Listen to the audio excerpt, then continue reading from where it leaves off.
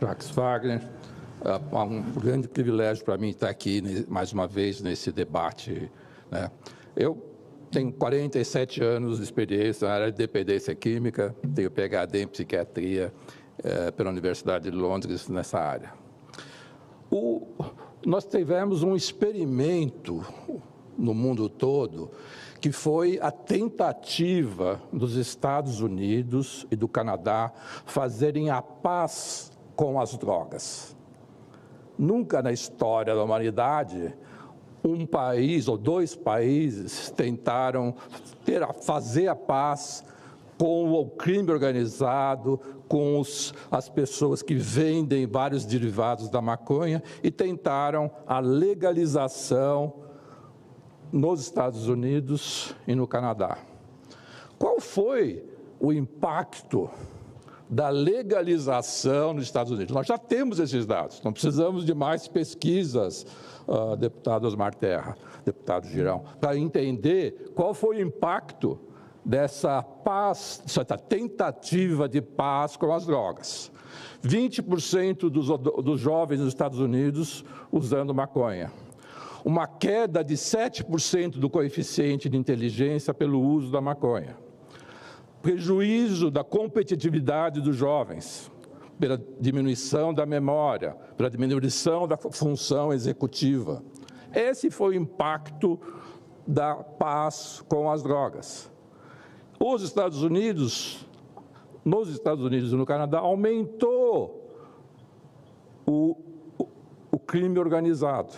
Aumentou o tráfico.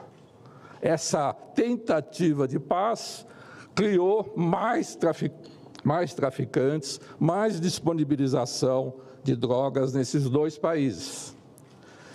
E foi por isso que, junto com o crime organizado, se criou a maior indústria de derivados da maconha, que é uma indústria canadense, que vende não só maconha na forma de cigarro fumado, mas na forma de doce, na forma de derivados medicamentosos travesti de medicamentos, né? Que é uma combinação de THC com canabidiol, que eu só posso chamar que é um travesti do melhor da medicina, de poder usar medicamentos para diminuir algumas condições que possam ser melhoradas com esses derivados da maconha. Muito poucos. O próprio FDA só fala os casos de epilepsia muito refratárias que possam ser o uso compassivo dos derivados canabinoides.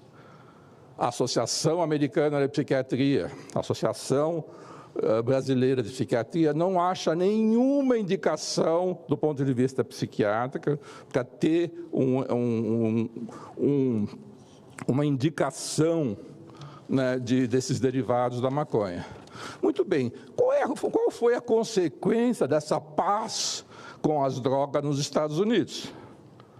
Um aumento de 1.500% nos casos de overdose, com a entrada do fentanil,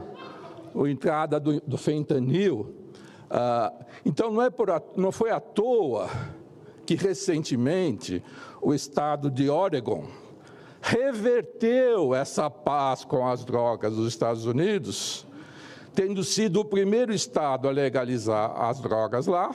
Ele reverteu essa decisão. O Senado do estado de Oregon, em março, reverteu essa situação. A semana passada, a governadora do estado do Oregon assinou um termo voltando à proibição, voltando à criminalização da posse de maconha e todas as drogas no estado de Oregon.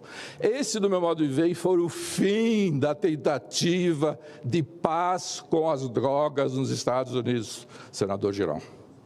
É emblemático que nós tenhamos visto acontecer na minha geração, eu vi a legalização, estou vendo a oposição da legalização, a volta da criminalização. Por quê? Porque os Estados Unidos é um país pragmático. e viram que o aumento da morte pela epidemia de opiáceos que os Estados Unidos passou, revertendo já, porque não tem mais condições do aumento da mortalidade nos Estados Unidos devido aos opiáceos e também as várias formas de maconha.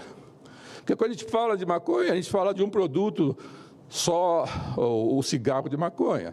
Mas eu insisto que se vende balas, chicletes e o cigarro eletrônico de maconha, que é um produto que já existe nos Estados Unidos, existe aqui no Brasil, que tem... nós tivemos a grande... fato, nesse final de semana, no jornal Folha de São Paulo, 8 ex-ministros da saúde do Brasil, que vai do José Serra até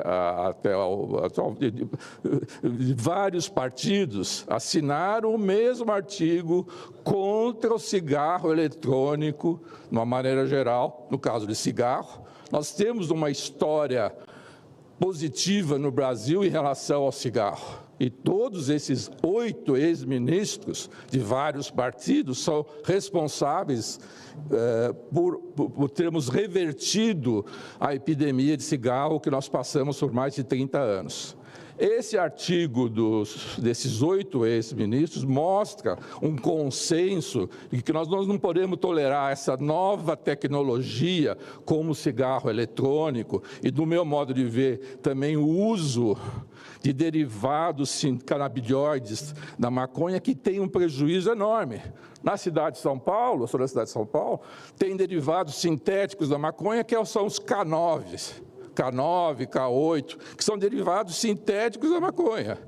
As pessoas falam assim, a maconha não produz mortalidade. Vai lá ver. 20% das pessoas que estão na Cracolândia de São Paulo usam esse tal de K9, com uma mortalidade absurda quando comparado com o cigarrinho de maconha. Então, o meu apoio à PEC 45 tem esse contexto de que nós estamos falando não só do cigarrinho de maconha, e muito menos de eventualmente derivados que possam ser usados para uma criança que tem convulsões que não respondem a medicações comuns. Esse é outro contexto. Estamos falando de um produto que tem todas umas variações, né? E o cigarro eletrônico de maconha, se nós não incluirmos a PEC 45, deixarmos como está, de uma forma precisa, uma forma clara de intolerância em relação a esses produtos, nós vamos estar seguindo o caminho que o Supremo Tribunal Federal estava querendo impor à sociedade brasileira. Se prevalecer, senador Girão, a visão do Supremo Tribunal Federal, nós vamos continuar com o aumento de usuários de drogas no Brasil, vamos estar facilitando a vida do crime organizado, né? Vamos estar facilitando os cigarros eletrônicos, porque vai consumir a nossa juventude, né? Então, esse é o momento em que o Supremo, o Senado da República, tem um papel extremamente importante. 80% da população brasileira é favorável à PEC 45. Não precisamos fazer mais pesquisa do que já foi feita. A própria Folha de São Paulo, recentemente, mostrou que, contra, talvez, a visão do próprio editorial do jornal, mas mostrou que a maioria da população é favorável à PEC 45 e não a essa aventura que o Supremo Tribunal Federal estava tentando impor sobre a sociedade brasileira, ainda mais agora, quando a gente vê que Estados Unidos desistiu dessa paz com as drogas. Muito obrigado.